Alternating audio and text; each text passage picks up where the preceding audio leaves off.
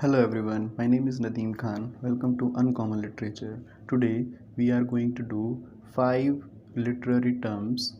So let us begin. The first one is stream of consciousness.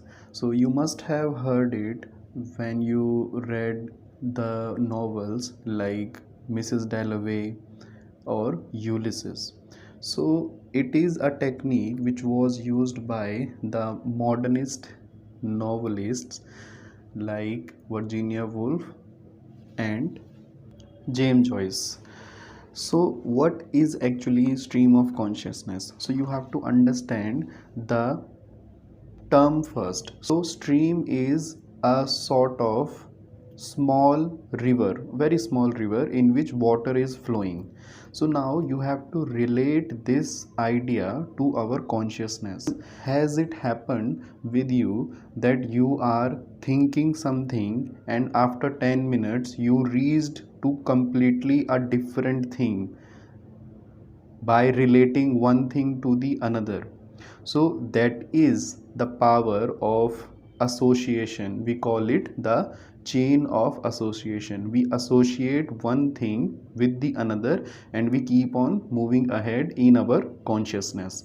So the term was first used by a psychologist. His name is William James in his work The Principles of Psychology 1890. And since there were so many people who were writing about the psychology in literature and they used this idea of stream of consciousness, and in their novels they use the narrative technique of interior monologue. So monologue, you understand, when one person is talking only and others are listening, but this is interior means into the consciousness. So nothing is going outside, the person is not uttering any word, but rather the person is thinking in his or her own mind itself. So I hope you must have understood it. Moving to the next one is Gothic. So Gothic novel, what is a Gothic novel?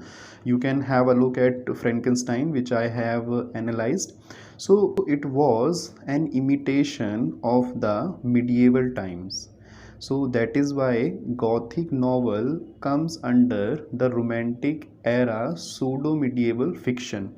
Pseudo here means which is not real.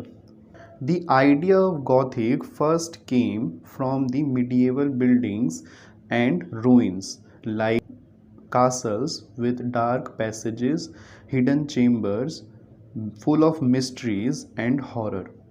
So all these elements make any work a work of Gothic. So you have a lot of works here. For example, this trend was initiated in literature, especially in England, by Horace Walpole with his work Castle of Otranto 1765. But its most successful follower was Anne Radcliffe, whose two novels, Mysteries of Udolpho and Italian, are the best examples of Gothic novels. So, have you seen Harry Potter? So, the castles which are shown in that are also an example of Gothic. Moving ahead, we talk about 3 figures of speech. Now figures of speech are also important in analyzing any work of literature, also from the perspective of your exam. So the first one comes apostrophe. So apostrophe, you must have read it somewhere. It is an address to a subject which can be dead or absent.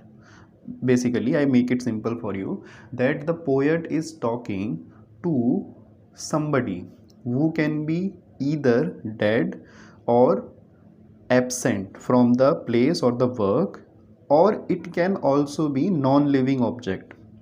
For example, Ode on a Grecian Urn. I have analyzed this work. You can have a look to have a better idea.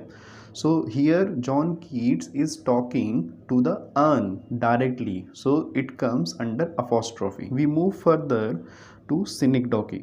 So synecdoche, you have to understand that sometimes in our sentences, in works as well, in literary works, we find that some words are used to mention something else. For example, sometimes we only mention part of something to signify the whole of it, and this can be reversed as well. We can also talk about the whole in order to signify the part of it only. I give you example, you will understand.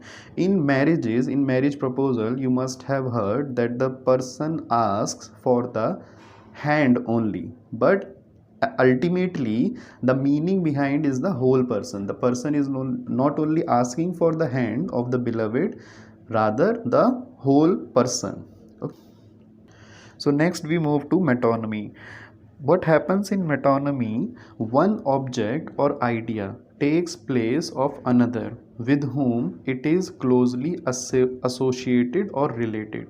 I explain, you will understand by the example. Many times we ask others, have you read Shakespeare? Have you read Shakespeare?